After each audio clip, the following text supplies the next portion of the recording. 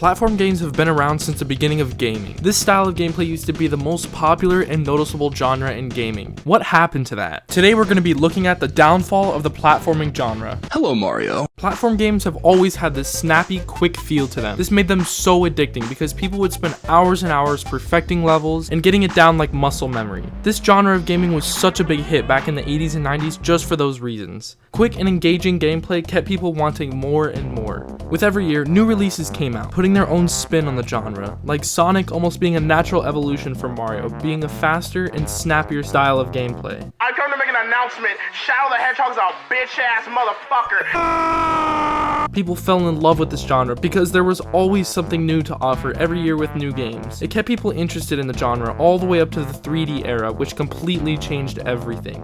With the release of the 5th generation consoles like the Sega, PlayStation, and the Nintendo 64, the hardware that the games ran on got a lot stronger, which means games are able to innovate even more. From the camera perspective all the way to the movement, it felt like a great expansion on the 2D platformer.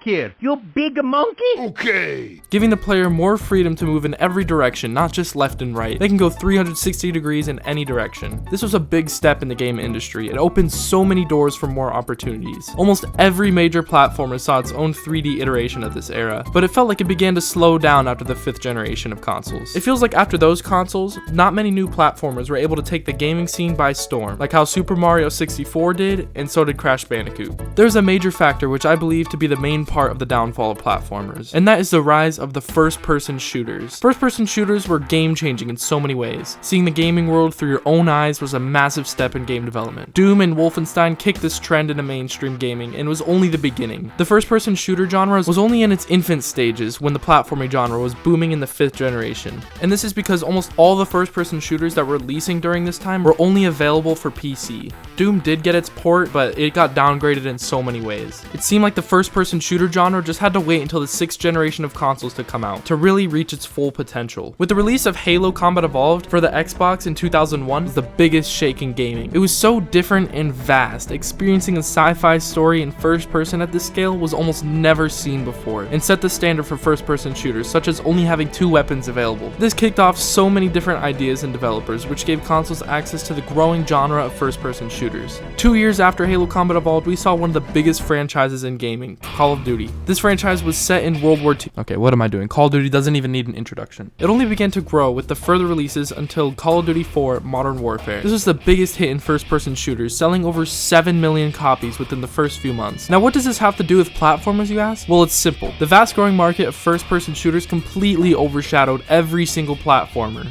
It felt like almost every platformer was in its midlife crisis during this time, trying to innovate to stay relevant, such as turning Crash into a beat-em-up game with the releases of Crash of the Titans and Mind Over Mutant, or turning Sonic into a badass shooter, trying to capitalize on the unstoppable force of shooters. Mario seemed to stay in its roots because there's no way you can turn Mario into anything but a platformer. Imagine Mario being a shooter game. It's just unimaginable, and that's why they haven't done that. Mario stayed relevant through the growing market of first-person shooters, and it seems like that's why the franchise is still Nintendo's biggest franchise. Not trying to reinvent itself and sticking to what made the game great was the right way to go for Mario. There have been a fair share of indie platformers that were popular, such as Super Meat Boy, and recently with Celeste in 2018. People still have a huge interest in platformers, but not nearly as much as they did in the 80s and 90s. Going from being one of the biggest genres to just being a subgenre behind shooters, open worlds, RPGs, and even battle royales. It's rare a platformer breaks the charts anymore. It's always, when's the next shitty COD coming out? Or when's the next remake? If you look at the most popular games today, all you'll see is shooters, RPGs, open worlds, and the occasional Mario game thrown in there, because who forgets Mario? It's sad to see the dying genre of platformers, because those are honestly one of the most enjoyable games for me. They always make you use your brain, and even just jumping through puzzles and challenging levels is such a blast. If you don't have a Nintendo Switch yet, I honestly recommend you buying that, because there are so many indie platformers on there for so cheap, like literally $2. That's a great way of finding new platforming games. Do you think it's good that platforming's dying? Is it just an outdated format for video games, or do you think it deserves a second chance in today's gaming market? Let me know in the comments below.